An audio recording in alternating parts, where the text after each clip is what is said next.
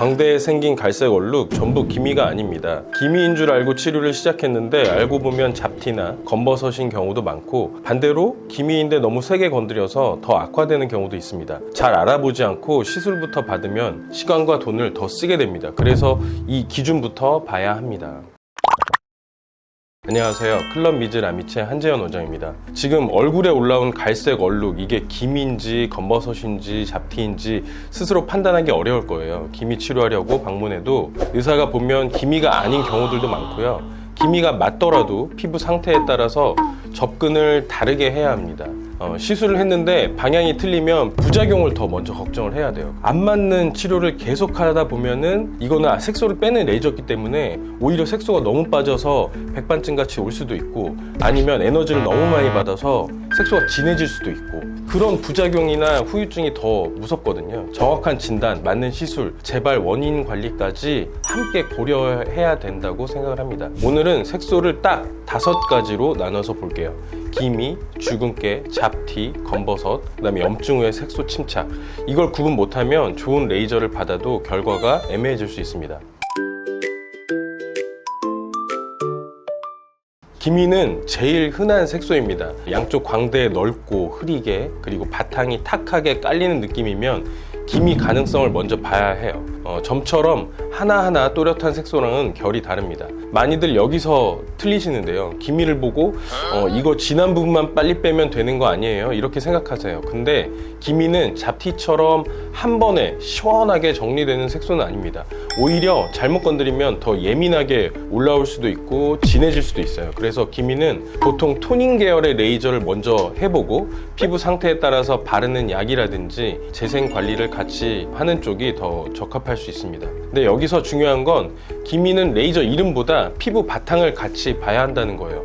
열이 많고 잘 붉어지는 장벽이 약한 피부는 토닝만 반복하는 것보다 재생 관리나 스킨 부스터를 같이 해두는 쪽이 더 나을 수 있습니다. 특히 기미는 좋아졌다가도 다시 안 좋아 보인다고 느끼시는 분들이 많아요. 그 이유가 시술이 약해서가 아니라 기미 자체가 원래 자극이나 열, 생활 습관 등의 영향을 많이 받는 색소이기 때문입니다. 기미는 한 번에 빼기보다 피부를 덜 자극하면서 천천히 옅게 만드는 쪽이 더 맞는 경우가 많습니다.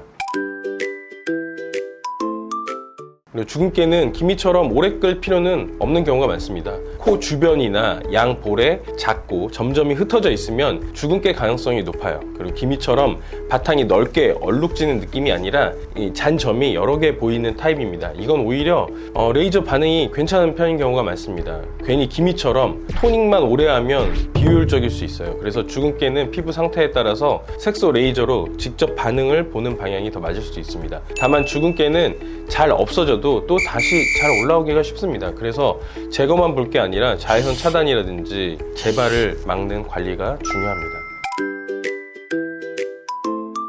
그다음 잡티는 제일 눈에 띄는 색소입니다. 기미처럼 넓게 깔리는 게 아니라 여기 하나 저기 하나 이렇게 경계가 비교적 분명하게 보이면 잡티 가능성이 높아요. 이건 타깃이 분명해서 기미처럼 전체를 오래 끌기보다는 정확히 반응을 만들어서 제거하는 쪽이 효율적일 수 있습니다. 근데 여기서 놓치면 안 되는 게 하나 있는데요. 잡티만 있는 얼굴도 있지만 기미 바탕 위에 또 잡티가 섞인 얼굴도 있거든요. 구분 못하면 시술하고도 만족도가 떨어질 수 있습니다. 그래서 잡티는 제거가 됐는데 얼굴 바탕은 그대로 탁하거나 그러기만 하면 다행인데 오히려 더 진해지는 경우도 있어요. 그래서 환자 입장에서는 분명히 내가 치료를 했는데 왜 더 지저분해 보이고 더 진해지는지 불만을 표시하는 경우가 많거든요. 그래서 잡티는 그 병변 딱 하나만 볼 게 아니라 바탕에 있는 피부 상태까지 같이 고려해야 치료 효과가 좋습니다. 검버섯은 잡티라고 생각하면 안 됩니다. 색이 더 진하고 경계가 더 또렷하고 무엇보다도 이제 표면 질감이 살짝 이렇게 도톰하게 올라와 있어요. 그러면 검버섯 가능성을 먼저 봐야 합니다. 검버섯은 기미처럼 오래 토닝 레이저 같은 시술로 진행해서 치료하는 게 아니라 눈에 보이는 그 병변을 딱 제거하는 방향으로 가는 게 더 치료 효과가 좋습니다. 그래서 비슷한 색소라도 이게 감별을 잘 해야 되는 이유이죠. 네, 마지막으로 염증 후의 색소 침착입니다. 이거는 피부가 남긴 흔적인데요. 여드름 자국이라든지 마찰 뒤의 색소, 상처 뒤의 갈색 자국처럼 위치가 들쑥날쑥하고 대칭이 아니면 염증 후의 색소 침착 가능성이 높습니다. 이건 색소 자체보다 염증과 자극이 반복되는 게 더 문제입니다. 그래서 그 자국만 빼려고 하면 다시 생기기가 쉽고요. 붉은 자국이 많으면 혈관 쪽 치료를 하고, 갈색 자국이면 토닝이나 갈색 색소를 빼는 레이저들, 그리고 트러블이 반복되면 피지나 염증 조절 치료를 같이 해야 합니다. 한 줄로 정리하면 색소 제거보다는 새로운 색소가 안 생기도록 막는 게 먼저입니다. 색소를 잘못 구분하면 시술 방향도 달라지고 시간과 비용을 더 쓰게 됩니다. 피부에 관해 궁금한 부분은 댓글 남겨주시고요. 구독과 좋아요 눌러주십시오. 맑고 건강한